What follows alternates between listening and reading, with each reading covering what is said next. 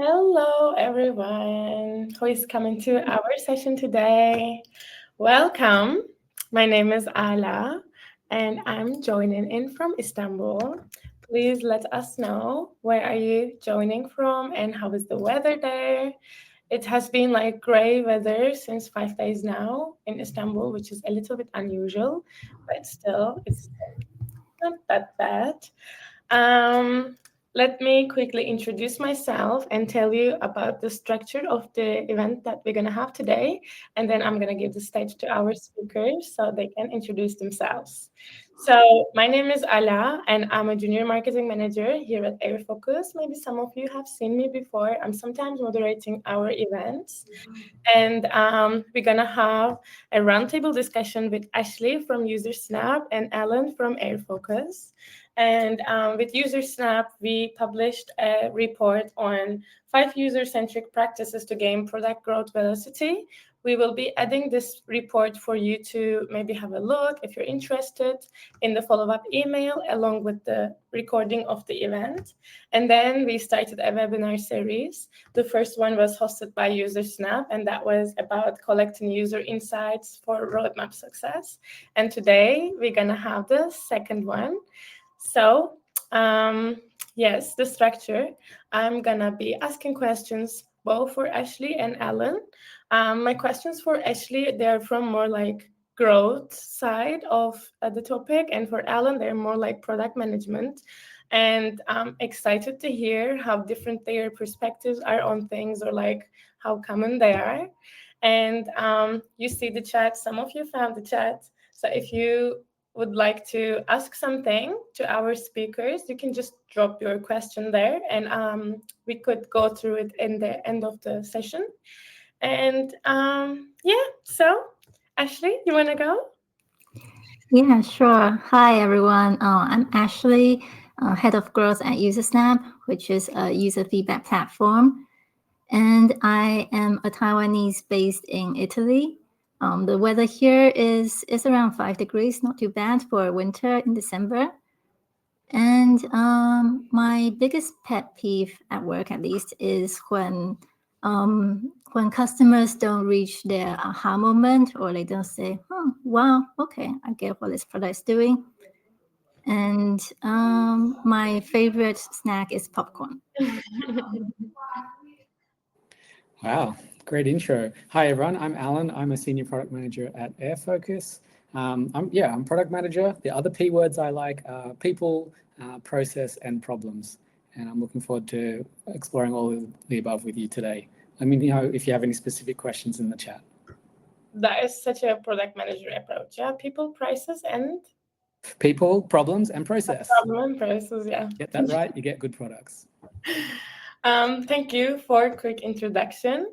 I think we can quickly start to asking questions. So, reminding if you have questions, please drop them in the chat box and we will answer them. Okay, so we divided the questions into topics for you. So, here our first topic comes, it's strategic approaches to product market fit. And in this topic, my first questions come for Ashley. What are key growth principles for businesses to keep in mind when striving towards product market fit? Hmm. I really like how you phrase this question, that is about principles and not like what are the 5 steps to achieve product market fit, because there really isn't a one path that is for everyone. And also, you should remind yourself that you need to be having fun during this journey towards product market fit. But for the principles, so I actually have this REACH framework, which I got some good feedback since the last time I talked about it with Jira Product Discoveries AMA. And it's basically 5 letters of a synonym to reach. So reaching product market fit, the first letter is R, obviously. And with R, that stands for research. And you really want to be researching what is in the market right now, and also your users, what are they trying to achieve? What is their goal? and what sort of problems are they having. And then when you have this insights with the research, you are able to build empathy, which is the second letter in reach. So with this empathy, it's very powerful, I think, that you will be able to connect with the problems that your users are having or your prospects are having, and then to be able to go to the next letter, which is A. I think as a product manager and also a growth manager or a product marketer, what we do in a company is we want to be advocating about these problems that we have strong empathy for. And advocating them means that we want to be solving them as a collective team and having different perspectives to be able to make it also make sense for the business. And that goes on to C, which is for creativity. Especially if it's a new product, you really want to be solving it with a new way, a new approach, so that the creativity comes in when you are building the solution, but also when you're storytelling about this product or the method to go about it. So this C, creativity, it really applies for both product development as well as marketing. And then lastly, the letter of H is hypothesis. I think hypothesis, because before product market fit, you may not necessarily have a very clear goal, but having hypothesis gives you some guidance of, okay, you form a hypothesis and then you validate, you prove it right or wrong, and then you have this path to go forward with. And again, this reaching product market fit actually is more of a loop. So after you have a hypothesis, you've either proven it right or wrong, you do go back to more research and then more building empathy on the new problems and advocating that and creating creative solutions again. And it's always a loop to be moving forward.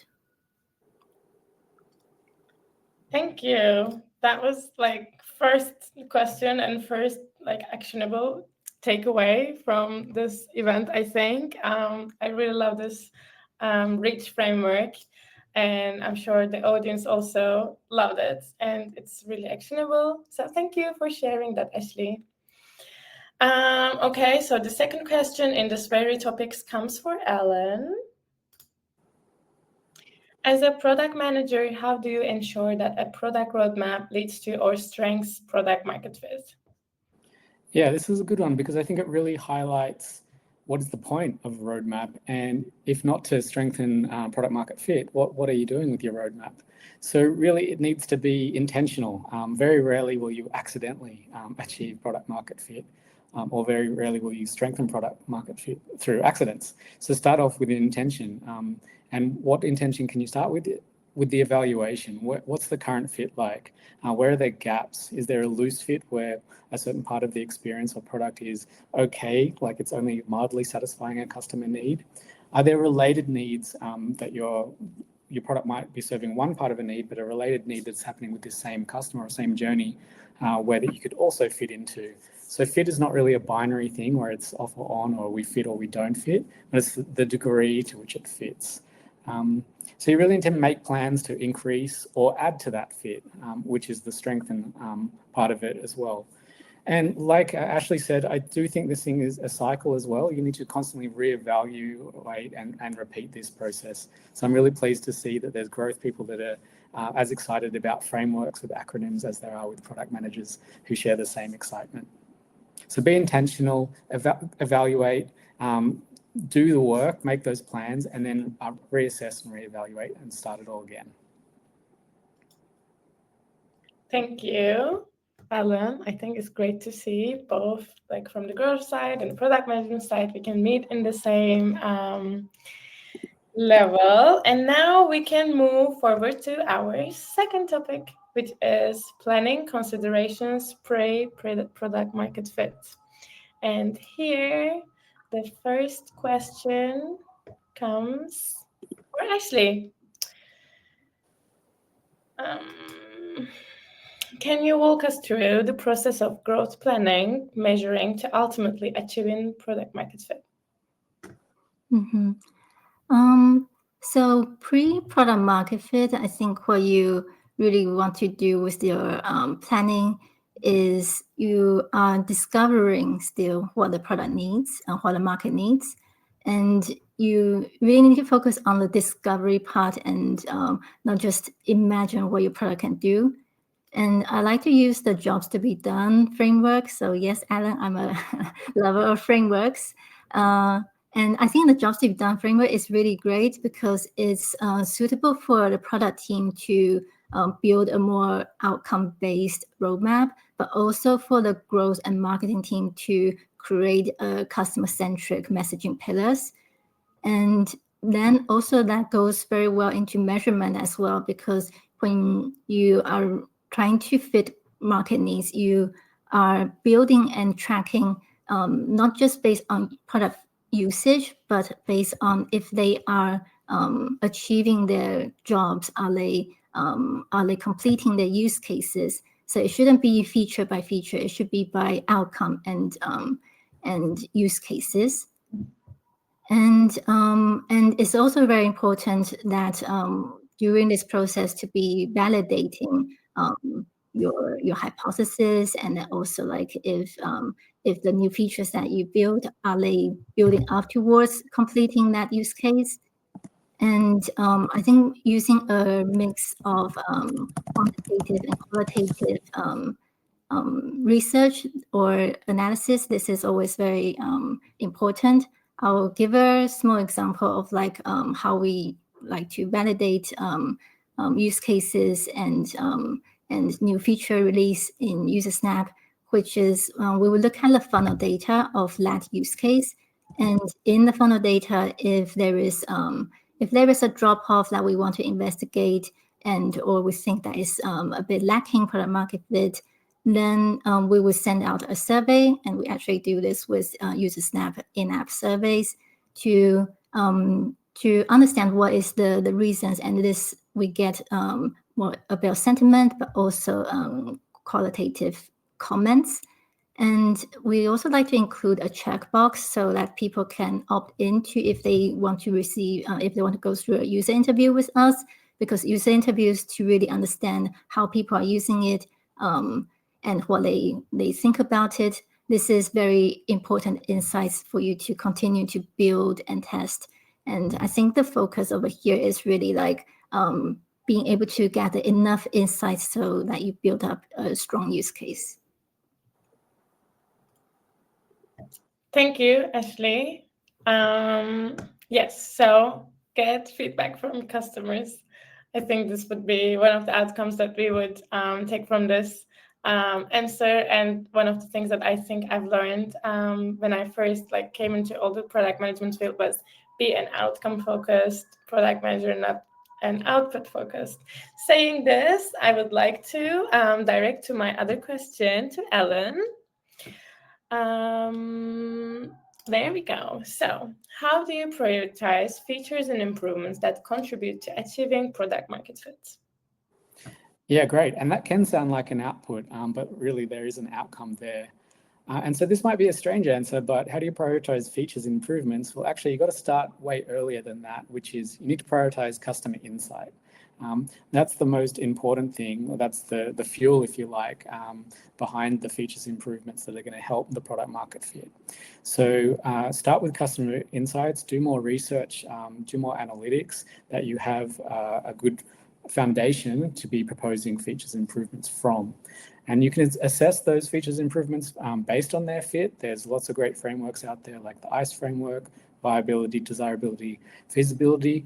It doesn't matter so much which one you pick, as long as it's got a customer lens to it. And then that's going to be aligning the product side with the customer side and making sure that you're aiming for that fit.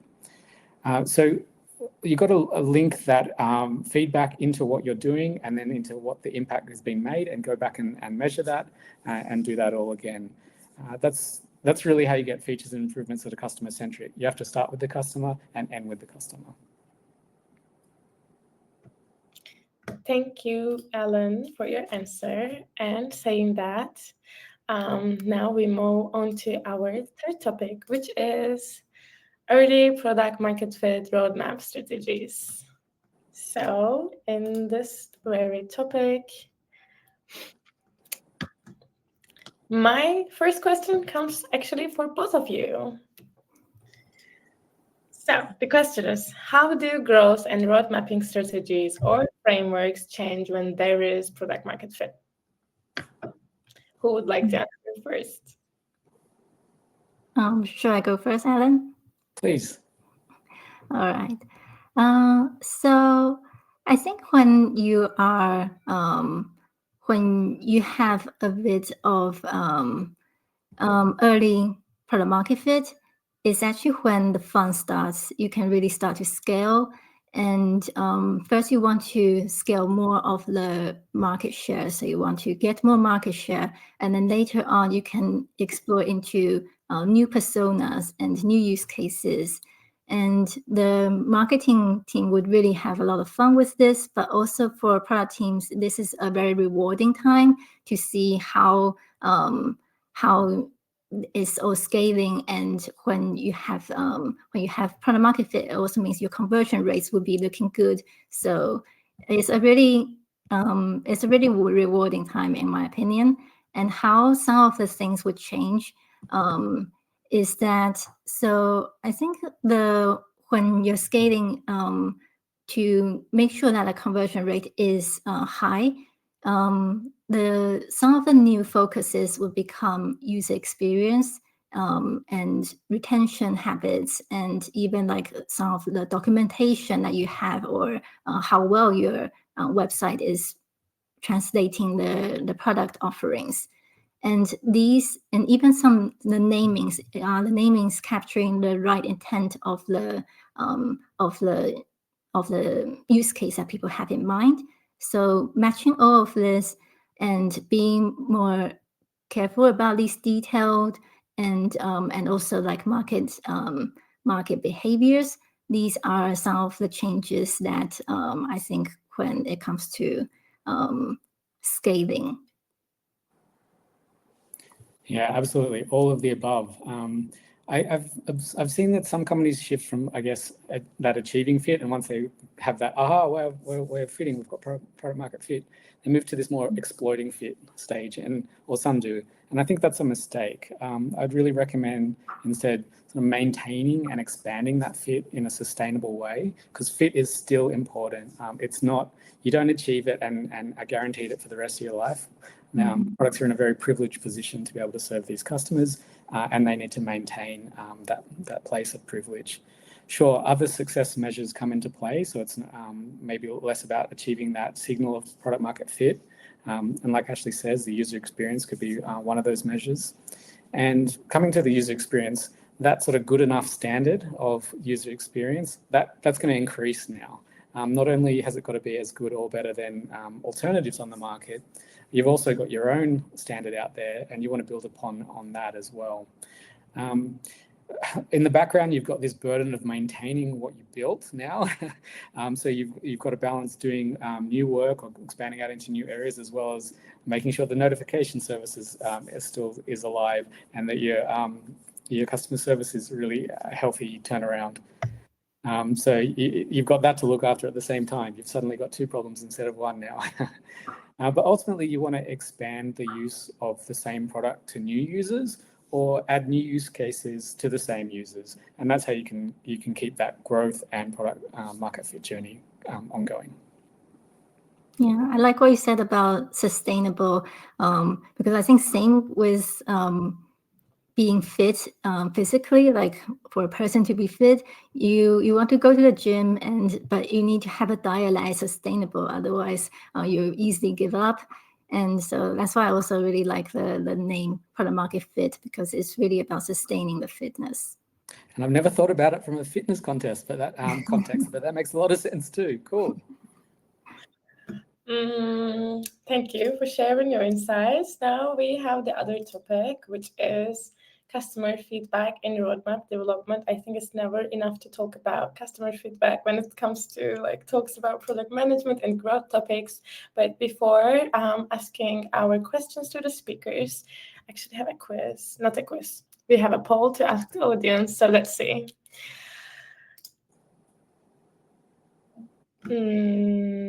Also, let me bring up the poll on the stage.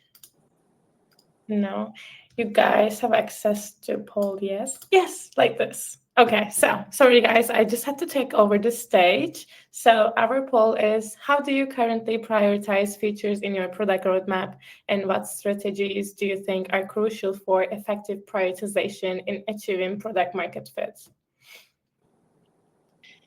Now, literally all of the people who voted, they are voted for aligning with overall business goals. But now we started to have a little different answers to this question too.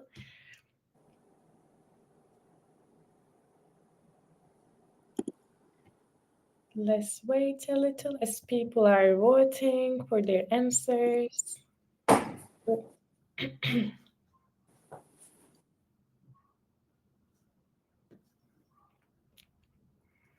Yes, it's like based on customer feedback. I think I would have guessed this 45 to 4, like 50-50 answer.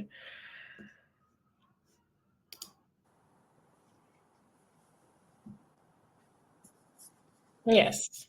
So we have, I think it's now like not going to change a lot. We have two almost the same answer based on customer feedback and demand aligning with overall business goals. So I'll be just stopping the poll. And there we go. This is why we talked a lot about customer feedback. So thank you for your answers. Let's see how our speakers will talk about road mapping. Okay, so my next questions comes for Ashley. How do teams use customer feedback for shaping the growth roadmap? Could you provide us specific examples of how customer feedback influenced roadmap decisions? I think it was nice to see from the poll that customer feedback is a big thing for everyone to be shaping their roadmap. But then also the business side of things is very important. And that made me think of like a funny meme, but like also funny situation where often it's the wrong situation, but and hopefully it doesn't happen that often. But sometimes when the enterprise customer has a request or has something to say, then the team tends to listen to that. And it is a customer feedback, but often it's just one customer feedback. But because it's an enterprise customer and it has a big business impact, so then the weight becomes very, very heavy. And I think that is actually a mistake because when you are listening to customer feedback, you do want to have a product discovery phase or a product discovery roadmap. And with discovery, it means that you do want to be collecting in more insights and having a holistic view and being able to look into things and dig into the why and not just directly prioritize and say, okay, we've heard it once, so now we're listening to this customer feedback. You really want to give yourself some discovery space. And also why this is important for growth is that when you dig into the why of the core problems and you try to understand why aren't they able to find a good solution now, often you'll see that there is no one or there is no other tools that's really solving this problem correctly or accurately. And then you now have the insights to build something that is very unique in the market. And that will become your differentiator. That will become your competitive advantage, your uniqueness. And that is what you're looking for in growth, how you shape your growth, essentially. So let ideas come in, and don't be too fast on jumping onto something and prioritizing. Actually, Alan, would you like to also answer this question? Yeah, absolutely. I'll give some insight into, I guess, how we do it at airfocus. Yeah. At airfocus, all our feedback is essentially alive and connected and actioned. So we'll receive it and determine, oh, is this something where CS needs to help out with, or is this something that can be of value to product? And like Ashley says, we may not jump on it or action it immediately, but what we do is at least try and understand it. And so whether that's converting that into an insight, what's this telling us what's the need behind the want, or what's the need behind the ask here? And we assign each and every piece of feedback either to a new or an existing opportunity. It's very rare that a piece of feedback sort of sits there and doesn't get action. In fact, I can't even think of an example where it has. And so we gather all those ideas, synthesize those into new opportunities, prioritize those new opportunities, rank them, get in touch with customers to understand their feedback a bit better later on when we're looking into that opportunities. We also involve customers in testing our solution out against this idea. Is this what you had in mind? How does this address your feedback? What would you do differently with this? And when we push that out into the world, we also inform these same customers when we solve their feedback. We have that all linked together into not only the opportunities, but the delivery, what we're shipping, and our release notes, and sort of say, hey, we've got to circle back on these customers that gave this feedback, let them know there's a better way of doing this now. So I can give you a quick example of that. Recently, we received feedback around restricting share link creations to admins. So within airfocus, you can share a part of your roadmap, for example, or your internal process to other people to get feedback on. And we received some feedback that they would like to restrict that down, the ability to create these share links just to the admins of the platform. And we thought that was kind of interesting, a need for more control there. We also noticed some similar feedback, which we received earlier, around feedback around hiding comments and not wanting to show certain things on these share links. And we thought these are two problems that make sense together to solve. And this was aligned with a strategic topic we were interested in solving. It was a low effort kind of improvement that we could make that could potentially have a high impact. So we really took this feedback into our roadmap and into our product all within under a month. So that's just an example that customer feedback it's big, it can be small, but it should be actionable. And that's one of the great things I love. One, about working at airfocus is that we do it this way, but two, that's the power of the product, airfocus, that you can do that. You can link your feedback through your work process out to what you deliver to your customers. Thank you for sharing the examples, but the bigger question is alignment always so easy? Which takes us to our other topic, which is overcoming the challenges in alignment. So we have two questions in this topic, one for Alan, one for Ashley, and the one for Ashley comes. What are common challenges companies face or Usersnap faced when aligning growth objectives and initiatives, and how can these challenges be addressed effectively?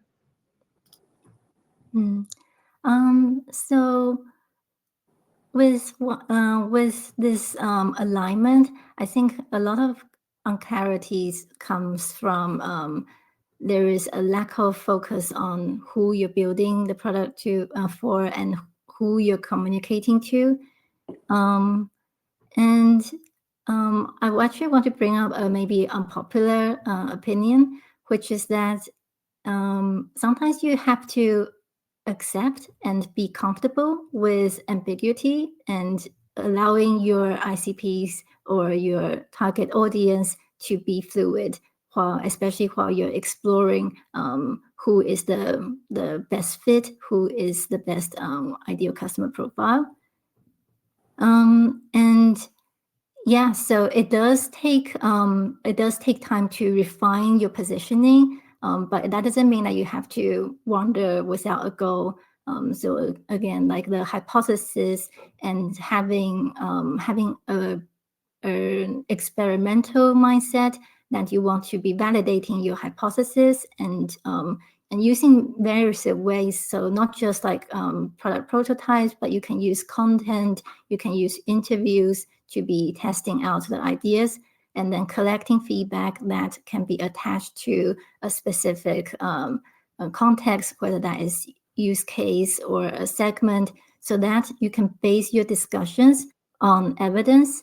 And I think that is where the alignment really kicks in, when you have something concrete from customers that is a solid evidence and proof. Then you can teams would just come align on it. They would know that this is something worth the investment, or that we need to focus on.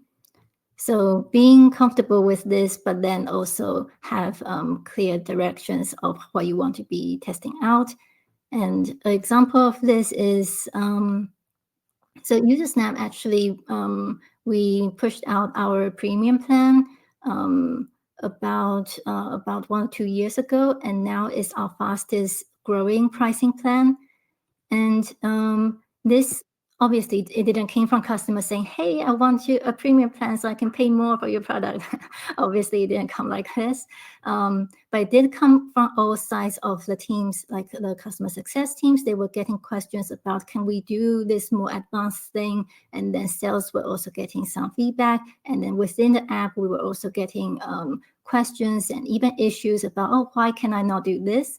And that really gave us the fundamentals to be brainstorming about, so how do we solve these problems? How do we fulfill these needs?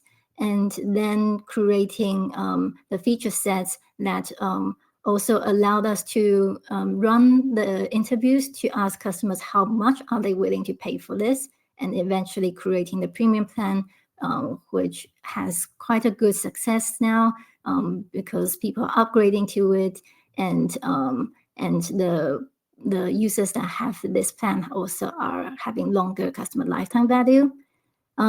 So yeah, this is like an example of how when there are challenges and when there are different voices, you can still align and then be exploring on what is the best solution to fulfill all of these needs.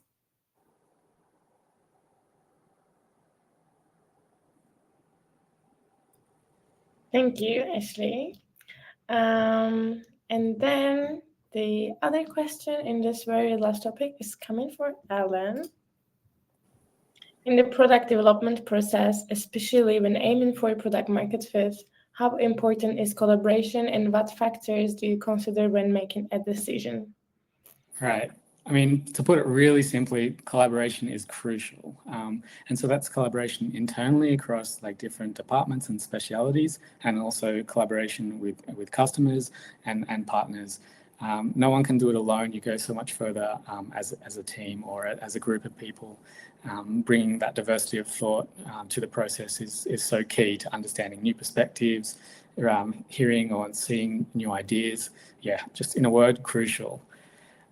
The factors, I think ultimately what you want to do with the decision is increase your confidence around the decision and reduce the risk of a poor decision. And so you're just trying to get at that moment where you are confident enough and it's not too risky to do this thing, or there are fewer unknowns. So I guess you got to seek more information until you can reach that point. And that's the process of decision making. You'll know that feeling when it comes, if you're increasing confidence and reducing risk. Thank you, Alan. Okay, now we aligned, we found a product market fit, but then the next topic comes: scaling strategies after finding the product market fit. So in this very topic, the next question comes for both of you. Here's the question. After finding the product market fit, how do you plan and execute strategies to scale the product successfully? What considerations are essential in this phase? Who would like to go first? I'm happy to go first since Ashley went first last time. We'll take her out of the spotlight Yes, for a second. Go ahead. I think I've heard it said before, but essentially product market fit, it's a journey, not a destination. And I think Ashley and I have shared the same ideals there, that it's ongoing, right? And so when it comes to the roadmap, I guess, being a part of that, which is part of the topic here, it's only one part, right? You also need the vision, the strategy, the goals, the discovery process of uncovering this, there's delivery process of experimenting and delivering on that, and measuring that and getting that feedback. Yeah, it's hard to summarize such a complex end-to-end process into a bunch of words. But it's ongoing, and it's a journey, not a destination. So enjoy that journey and realize it's the path that you're on, not where you're going to get to. That's important. Where you're here now, and to be very philosophical, it's a bit of a be here now philosophy. Yeah, I think this is actually a tough question. And it's funny because you work so hard to reach product market fit, and then after product market fit, it doesn't just stop there. You can, of course, you can start to drink champagne, but then you want to maintain that. And as I was briefly saying before, I think when you are looking to scale, you really want to make sure that your conversion rates are high, and that comes from from the marketing side, starting from the marketing side, that you have really nailed your messaging and you really nail who you're speaking to. So the conversion rates from your website to your product, whether that is for a free trial or a free premium plan first, or to the paid plan, this conversion rate should be healthy. And also it's something that's whether it's looking into the activation rate or user experience, this is somewhere that you want to put in more effort once you have found the fitness.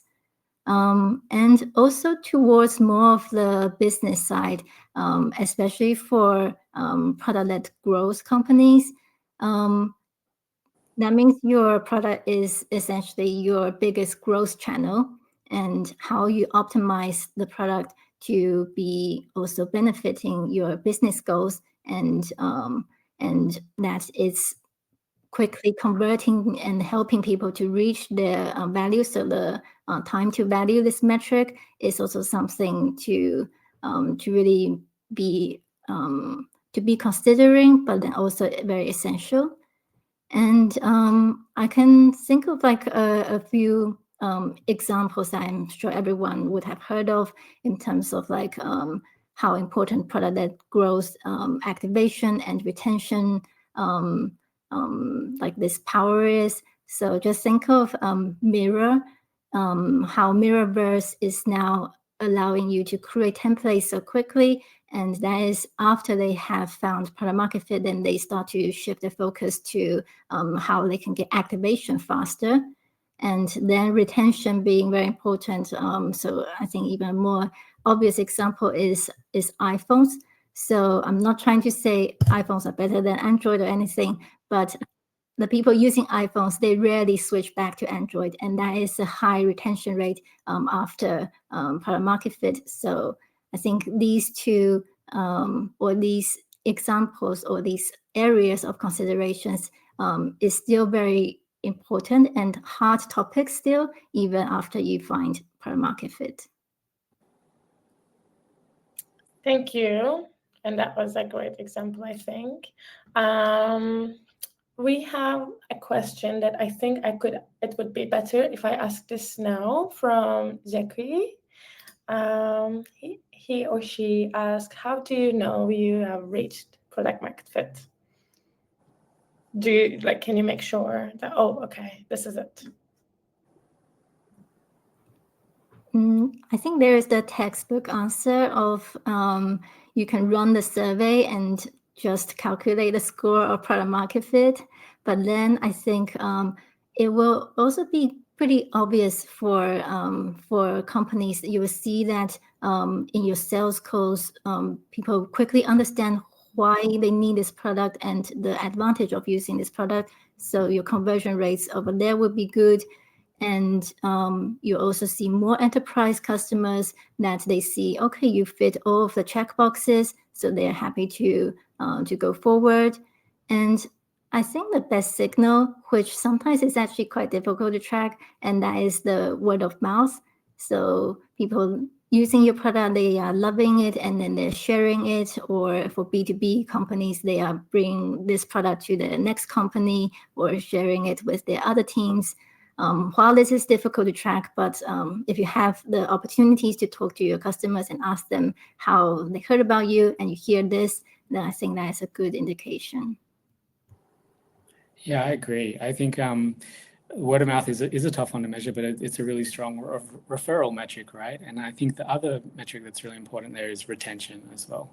You'll have a good retention rate, a not too high churn, a churn that's quite natural, if you like, if you've reached that product market fit. You've got satisfied customers essentially, and if they're referring other customers, they're more than satisfied. They're happy. I think that's the sweet spot of product market fit.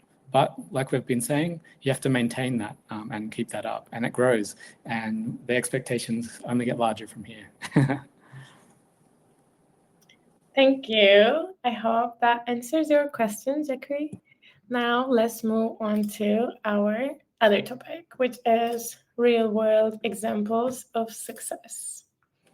And here my first questions comes for Ashley. Like, did I do like a positive discrimination here? I don't know. All the first question comes to Ashley. There you go. Can you share an example from your career where a well-executed growth strategy significantly contributed to achieving product market fit?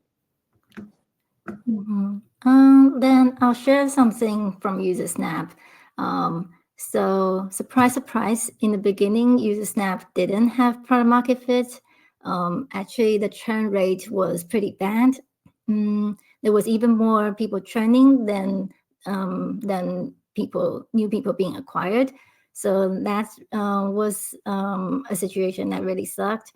And not exactly following my reach framework, but we did start doing research and also analyzing like the segments and using different ways to understand the segments through industries, through personas, and also through company sizes. And the goal was to really to understand who cares a lot, and so who, not just who is buying, but who cares a lot about this product, this use case, and if it's very essential for them in their daily work life. And also to understand what are the alternatives. So not just who your competitors are, but also sometimes there are some very primitive alternatives, such as using spreadsheets and using emails. And so all these workarounds, being able to understand them. And so, yeah, this all comes into like research. And then for us, we also build the hypothesis for what would be the growth hack, let's say, and also for the roadmap, and being agile with it, so to be able to test it and then really pivot.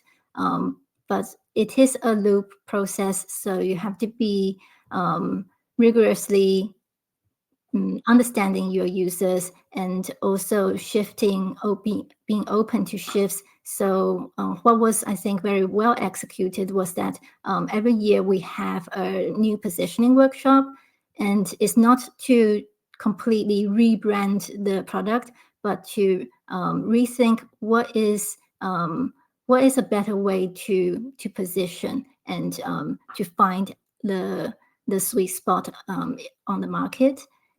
And so a little bit about the journey. So Usersnap went from like more of a developer centric to identifying that the buyer persona is the product managers, because they need to drive the whole success of the product team. And then to be able to connect with the buyer persona, but also understand the users, how they collaborate to use the tool, so that the whole team can be successful. And understanding this use case, it was also a few years of this research and the hypothesis and growing. So what I want to convey is that you do need to be patient, but then having a direction, having a blue map for yourself. And but then what is very rewarding is that once you know who cares a lot, and you are able to more focus your acquisition and also activation. Our North Star metric, which is for our users to be creating a project in the platform, once we have a more focused persona, this grew by 25%, and it was very clear to see that who is the most important ICP, and if this strategy is successful. Thank you, Ashley. And on this topic, I think this is actually the last question in this event, because the last one that I was planning to ask was already asked by the audience. So after this question, we will move forward to some questions from the audience. And the last questions comes for Alan. What advice would you give to product managers seeking to balance long-term vision with short-term market demands in their roadmaps based on your experience? Yeah, cool. I think this is something to be aware of, I guess, is maybe for any employee, if you like, is that be aware that you'll be judged based on your actions, not so much your intentions. So what you do is a lot more, use more of as an evaluation of who you are as a product manager rather than what you say. So then when it comes to a roadmap, what is your roadmap saying about you as a product manager? What are your roadmap's actions? And if you want to think about it, what's a short-term action that gets you closer to your desired long-term intention? Because your actions lead to what you do today will take you where you want to be tomorrow. So put it in another way, and maybe this is a controversial take, I believe there really is no long term. There's really only here and now, and that might be a bit philosophical, but the decisions you make today or the work you do today is the company that you will be tomorrow, and tomorrow will just be another version of today. So what you do now becomes your long term. What does that mean practically? That you need to do a bit of both, essentially, or be evaluating what you're doing short term against, is this going to matter in a year's time? Is this important to where we want to be strategically or where we want to pivot to? Unfortunately, have to make those decisions not on a yearly planning or quarterly OKR setting perspective, but every single day. And that's the thing, that's the ultimate advice, that your every day matters as a product manager. And it's kind of humbling, but also inspiring that you can do what you want or do what you want to be able to do in that 24-hour period or in that day. The day really matters. Thank you, Alan. So the last question was, I would like to read it out at least. Maybe you have something to add on it. What metrics do you consider most crucial in assessing whether a product has achieved a strong product market fit? I think like now we heard like, okay, how we can make sure that it has like a strong product market fit, but is there anything that you would like to add on top? Or I can also rephrase the question from Nuran. She asked, adding to the about what I just said, what are the clear signs you're not achieving product market fit? Okay, so to add on to the metrics, I think Ashley talked about it quite specifically before, and I added a little bit around retention. I think retention, referral, and revenue are kind of really strong product market fit side of things. Of course, you can't get there without the earlier funnel things, the acquisition and the activation. But I would say the later end, ironically, the later end retention, referral, and revenue are more crucial in, do you really have that longevity or sustainable fit? What do you think, Ashley?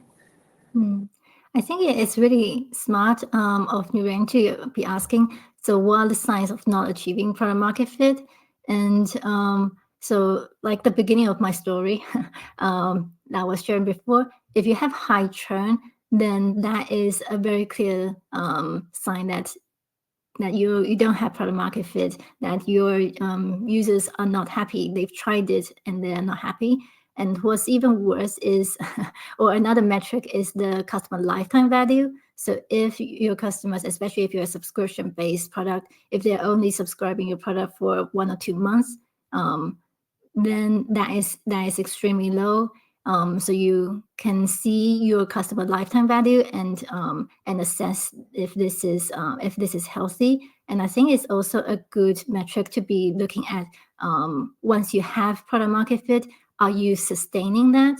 The customer lifetime value going longer, or are they decreasing? Because once they have decreased, even if it's still at a let's say at a profitable or okay rate, if it's going down, then that also means you're maybe losing the fitness. Thank you.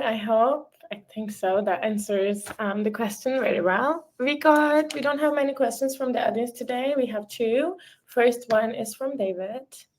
And let me just put it on the screen. Where to balance innovation versus practicability on roadmap?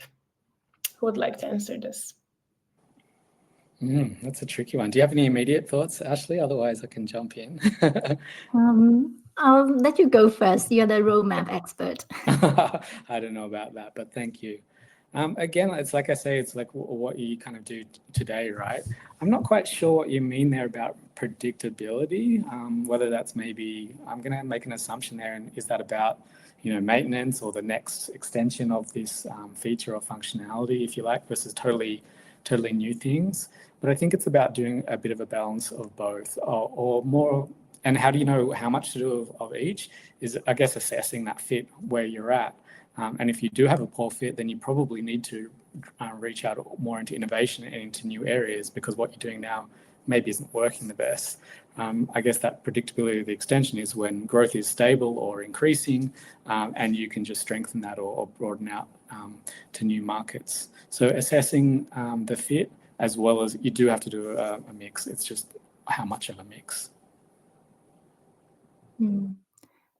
Yeah, it's definitely a mix, and I think this is also a good time to be asking customers. So I think with customer feedback, there's always the reactive part where you get feedback and then you react on it. But then you can also be proactive about it, and then you can survey your customers to ask them. And there are many ways to do this. You can give them some options to help you rank, which would be the preferred new features that they want to see, or ranking based on their existing use cases, how happy they are with each of the use case or features, and then understanding, okay, if this feature basically you think is already completed, but then people are not happy with it, then that may mean you need to do some innovation around how you're currently providing the solution. I love that. Get customers involved in helping you make that decision about how to balance. And the last question of today, I think you've done a lot of answering, and this is the last one, I promise, is from Richard. And he's saying, good morning. I would like to find out what's your recommendation when our business environment is fast changing like the crypto world. Our customer base is diverse and leadership drives very aggressive timeline. How would you deliver the message to take time to think through? The rest is here. The insights for the roadmap instead of reacting to the incoming customer asks. You could see the question in the public chat. Yeah, I can see that. Mm-hmm. Thanks, Richard. Maybe I'll try and jump in there and think on the fly there. Do you still have that question up so I can just highlight some keywords there? Ala, thanks. So I think, look, it's not a foreign situation. I think a lot of product managers or a lot of people working in this space could remember a time when they've had to do the same. So first thing I want to say is you're not alone. A lot of people face this challenge. But I'd ask, what's your role in this? It sounds like leadership are taking on a lot of the product management duties there, and maybe there's something, a nice exercise you can play there around clarifying what are the roles and responsibilities of leadership versus the team versus the product manager versus the engineers in this mix, because it sounds like maybe they're taking a little bit too much control there, at least in my taste anyway. So how do you think through something? Well, yeah, and I think this is what scares a lot of companies, is that they think that customer research or understanding insights is a long process. And then the tendency is, well, we don't have time for that, especially if you're not a startup, or especially if you're not working in a fast-paced world, product like crypto. So there's kind of already a distaste or an allergic sense to doing that. And so I think also part of that is, can you see their point of view about wanting to, do something good for the customers? Great. It's great that they're being customer centric there, but how do you make sure it's not knee jerk? Well, I think there's a lot of prioritization exercises you can do. I think there's a lot of experimentation you can do. We're going to test this idea and see the feedback we get to it. But I think also asking some questions back to leadership can be really helpful here.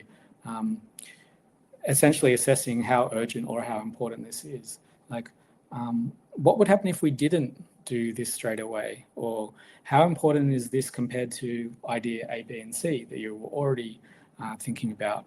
And it's a bit of a behavioral change that you might have to walk through these different people with, about understanding why are they reacting so quickly? Do they themselves even value this thinking process that you want to evaluate, and you want the rest of the team to evaluate? So you've got to help hold their hand through an exercise of doing that with them, kind of without them knowing that you're doing it, though. Hope that makes sense.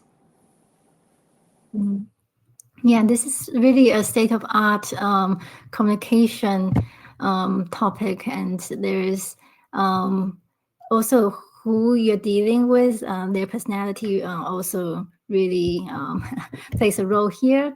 How I like to communicate some of the more, let's say, agile things versus those principles that you should have. And so I'm not sure if this will be completely helpful, but so I like to think of what is the strategic thing that is usually more of a long-term thing, and if their ideas, or if the things are coming up, if this fits the strategic roadmap. And then you can also have the more tactical roadmap, which needs to fit perhaps with the current trend, with the current technology that is hot right now. And being able to assess if these two are also going in parallel and going like hand in hand, or are they actually moving in separate ways? Because you may have a strategic timeline, yet all of those things are changing on the market is making you kind of go sideways to that. So also assessing like if these two are still on the same parallel timeline. I hope those helps you answers your question, Richard. Thank you so much. I think they were great. All the answers you shared and all the insights you shared with us. We've almost used up all of our time, but now it's time to say goodbye.